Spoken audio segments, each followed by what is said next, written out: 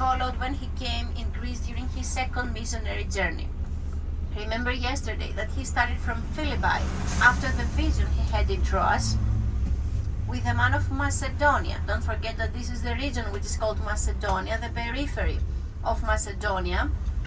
And he came first to Philippi, he preached in Philippi, he baptized Lydia, he was in prison, and when he was left out of the prison, he came to Thessalonica. As I told you yesterday, he walked from Philippi to Thessalonica. It's called Thessaloniki in Greek, okay?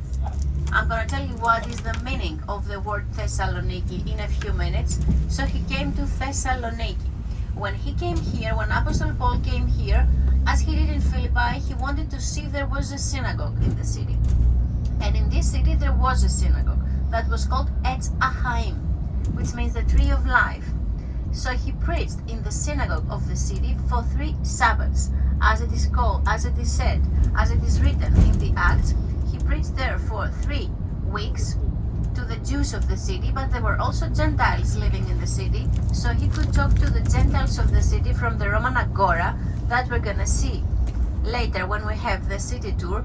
And then he was sent away from the people here. So the people in Thessaloniki didn't believe in the words of Apostle Paul, I mean the Jews of Thessaloniki, so they decided to send him away.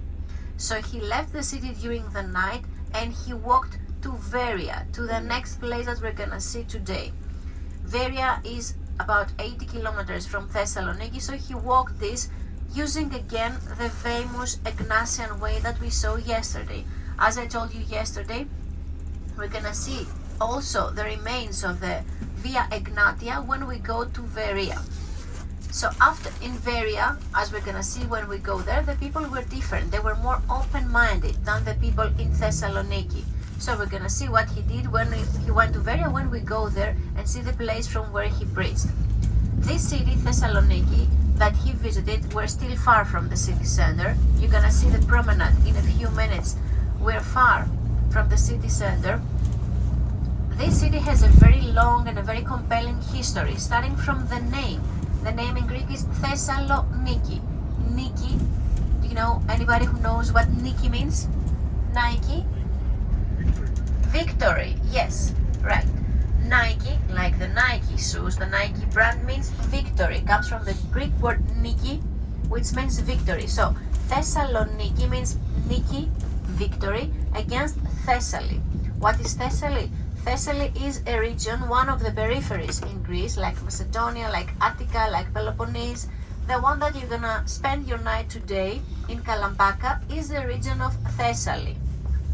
So this name means victory against Thessaly. And why the city was named like that? Because of a girl.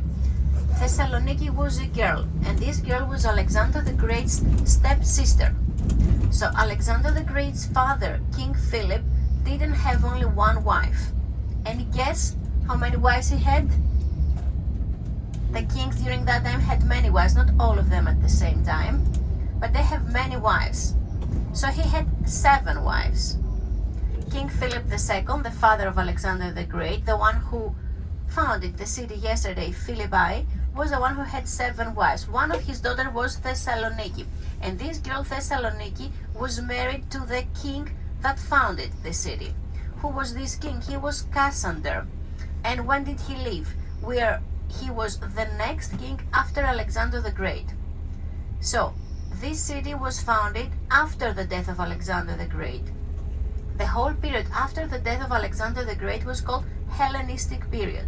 And this was the time that this city was founded by Cassander, who came here.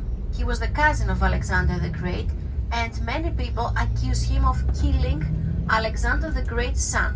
When Alexander the Great died, he was only 33 years old. Okay, probably he was killed he died from malaria somewhere in Babylon, but when he died, his wife, Roxanne, was pregnant and she gave birth to a boy. This boy would become the next king, not when he was 5 years old, when he was 18 years old. So they brought the boy to Thessaloniki, to the capital here of Macedonia. They brought the best teachers for the boy, but when he was only 15 years old, he was poisoned. And he was probably poisoned by the man who came and founded this city. Nobody could accuse him. He became the king. He was the cousin of Alexander the Great. He married Philip's daughter, Thessaloniki. He united 26 small villages in the area here, and he named the city after his wife, Thessaloniki. Straight ahead, you're gonna see a mountain in a while with snow on top. It's Mount Olympus. We're gonna see it again. Don't worry, we're gonna have a fantastic view of Mount Olympus. You're very lucky because most of the times we cannot see Mount Olympus because it's misty. There is a lot of humidity in the city, so most of the times it's not clear and we cannot see the mountain, only one time out of 10. Sometimes there is a very famous wind that clears the atmosphere here in the city, but most of the times we cannot see the mountain. Mount Olympus is the highest mountain in Greece, and it's very famous because of Greek mythology, because of the famous Olympian gods. That's why they were called like that, because according to the ancient Greeks, famous gods like Zeus, Hera, Demeter were living on top of this mountain. They believed that God Zeus had his throne on top of Mount Olympus. So the mountain reaches the highest peak of the mountain, reaches the 2,918 meters in height. And it's only 1 hour driving from Thessaloniki. That's why we can have a very nice view of the mountain from the Gulf of the city. Even on the way to Veria, we're gonna see again Mount Olympus. If it's still clear, we're gonna see it again. And the road that we're gonna drive later to Veria is one of the most beautiful drives because it's a plain which is full of peach trees, apricot, pear trees, and most of them have a very beautiful flower on them now, pink color. So you're gonna see that the whole plain is covered with a pink color. It's very, very beautiful. We're gonna see it later on the way to Veria, together with the view of Mount Olympus that you now see on your right hand side. The mountain that you see far on the right with the snow on top is Mount Olympus, right opposite the Gulf of the city. The Gulf of the city that we're gonna see in a while, because Thessaloniki is a coastal town, is called Thermaic Gulf. I remind you that this city, Thessaloniki, is the second largest city in Greece. The population of the city today is 1.5 million. The population of Athens is another 4.5 million, so these two cities are half of the population of Greece, which is 11 million. This is the population of the country. So the population of the city is 1.5 million, and of this 1.5 million there are many students living in the city because the campus of the city is the biggest campus in Greece. So there are two universities. The one is called Aristotle University and the second one is called University of Macedonia. So there are 200,000 students living in the city. So there are many young people living in Thessaloniki. And in 5 minutes we're gonna reach the center and the promenade of the city. The other thing that we're gonna see as we're gonna have our city tour is the original Byzantine walls of the city. We're gonna see them in the different parts of the city that we're gonna drive, but especially in the upper town. The old town of the city is one of the most beautiful traditional districts in the city center. We're gonna get off the bus there, take pictures of the view from a small balcony up there, and you will understand the size of the city. You will have a very nice view of the whole city, the mountains, and of course we're gonna see many other monuments on the way up there. The city is very famous for the Byzantine churches, the old churches. It's famous also for the Roman monuments. We're gonna see some of them. Of course, there are many museums in the city. The most famous museums are the Archaeological and the Museum of Byzantine Culture. And there is also a Jewish museum in the city. There is a very long Jewish past in the city. There was a time that the Jewish community of the city was the biggest percentage of the population.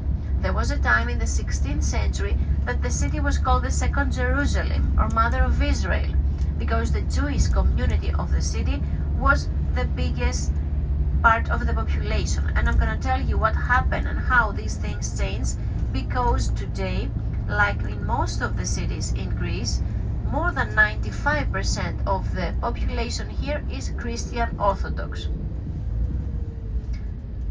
So the whole area on your right hand side is the area of the port of the city, which is the second biggest port in Greece after Piraeus in Athens, and one of the biggest ports in the whole Balkan Peninsula.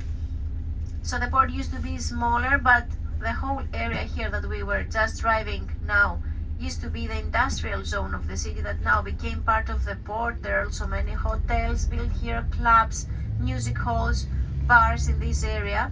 And we're very, very close to the city center. You're gonna see it in a while. We're gonna pass from the passenger terminal of the port and we're gonna reach the promenade. You see the mountains, the hills straight ahead, which means that the city was very well protected by the mountains. The location of the city is one of the most important things in the history of the city. It had the natural port, it was built right next to the sea, and it had the mountains to protect the city. So that's why the city became a very important city, and it was always an important port.